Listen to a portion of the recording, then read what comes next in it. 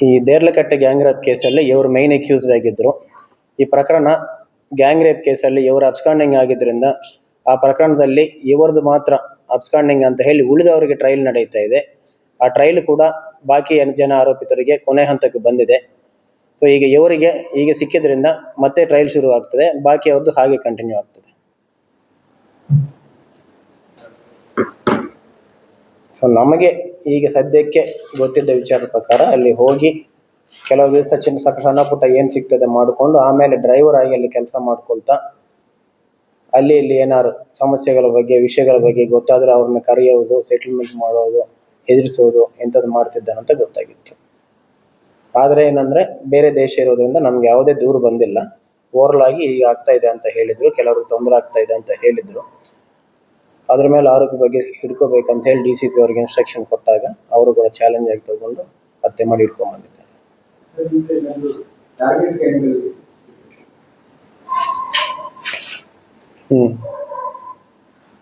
ಒಂದು ಸಮಯದಲ್ಲಿ ಇವರು ಟಾರ್ಗೆಟ್ ಗ್ಯಾಂಗ್ ಅಂತ ಹೇಳ್ಕೊಂಡು ತಿರುಗಾಡ್ತಾ ಇದ್ರಂತೆ.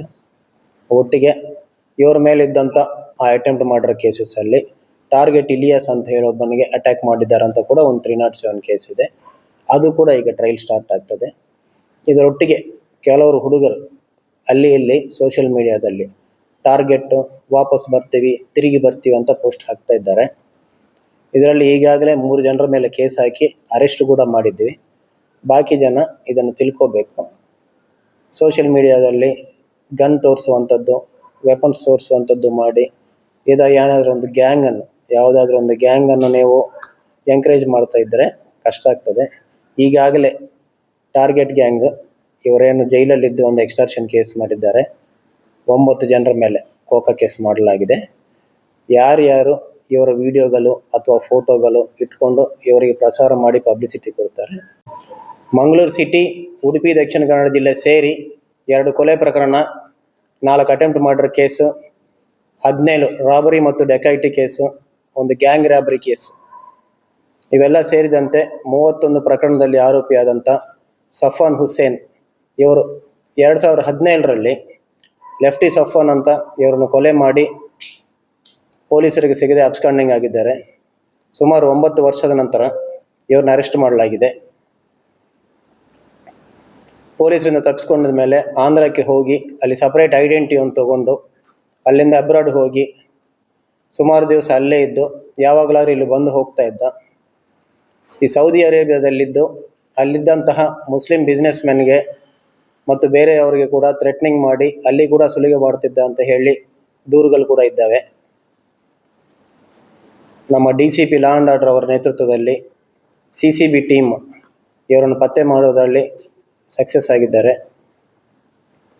ನಿನ್ನೆ ಈ ಸಫಾನ್ ಹುಸೇನ್ಗೆ ನಮ್ಮ CCB ತಂಡದವರು ಆಂಧ್ರದಿಂದ ಅರೆಸ್ಟ್ ಮಾಡಿ ತಗೊಂಡು ಬಂದಿದ್ದಾರೆ.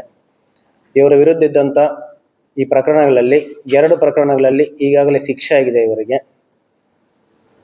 ಮುಲ್ಕಿ ಪ್ರವೀಣ್ ಮರ್ಡರ್ ಕೇಸಲ್ಲಿ ಇವರಿಗೆ ಆಲ್ರೆಡಿ ಕನ್ವಿಕ್ಷನ್ ಆಗಿ ಹೈಕೋರ್ಟಲ್ಲಿ 7 ವರ್ಷ ಪನಿಷ್ಮೆಂಟ್ ಆಗಿದೆ. ಅದೇ ರೀತಿಯಲ್ಲಿ ಉಡುಪಿ ಡೆಕೈಟಿ ಕೇಸಲ್ಲಿ ಸಹ ಇವರಿಗೆ 3 ವರ್ಷ ಕನ್ವಿಕ್ಷನ್ ಆಗಿದೆ. ಈ ಕನ್ವಿಕ್ಷನ್ಗೂ ಸಿಗದಂತೆ ಇವರು ಓಡೋಗಿದ್ರು. ಇನ್ನು ಇವರ ವಿರುದ್ಧ 13 ಪ್ರಕರಣಗಳು PT ಇದ್ದಾವೆ. ಅದರಲ್ಲಿ 5 ಕೇಸಸ್ LPC ಕೇಸ್ ಅಂತ ಡಿಕ್ಲೇರ್ ಮಾಡಿದ್ದಾರೆ. ಎಲ್ಲ ಪ್ರಕರಣಗಳನ್ನು ಕೂಡ ಓಪನ್ ಮಾಡಲಾಗುವುದು. ಅದೇ ರೀತಿ ಇವರು ಬೇರೆ ಸ್ಟೇಟ್ಗೆ ಹೋಗಿ ಬೇರೆ ಹೆಸರು ತಗೊಂಡು ಹೊಸ ಡಾಕ್ಯುಮೆಂಟ್ಸ್ ಕ್ರಿಯೇಟ್ ಮಾಡಿ ಫೇಕ್ ಪಾಸ್ಪೋರ್ಟ್ ತಗೊಂಡಿದ್ದಕ್ಕೆ ಇದಕ್ಕೂ ಕೂಡ ಇನ್ನೊಂದು ಪ್ರಕರಣ ದಾಖಲಿಸ್ತಾ ಇದ್ದೀವಿ. ಸೊ ಎಲ್ಲ ಪ್ರಕರಣ ಕೂಡ ತನಿಖೆ ಮಾಡಿ ಟ್ರಯಲಲ್ಲಿ ಇದ್ದಂಥ ಎಲ್ಲ ಪ್ರಕರಣಗಳಲ್ಲಿ ಕೂಡ ಹೊಸದಾಗಿ ಟ್ರಯಲ್ ಕಂಟಿನ್ಯೂ ಮಾಡಿ ಆ್ಯಕ್ಷನ್ ತಗೊಳ್ಳಲಾಗುವುದು. Thank you.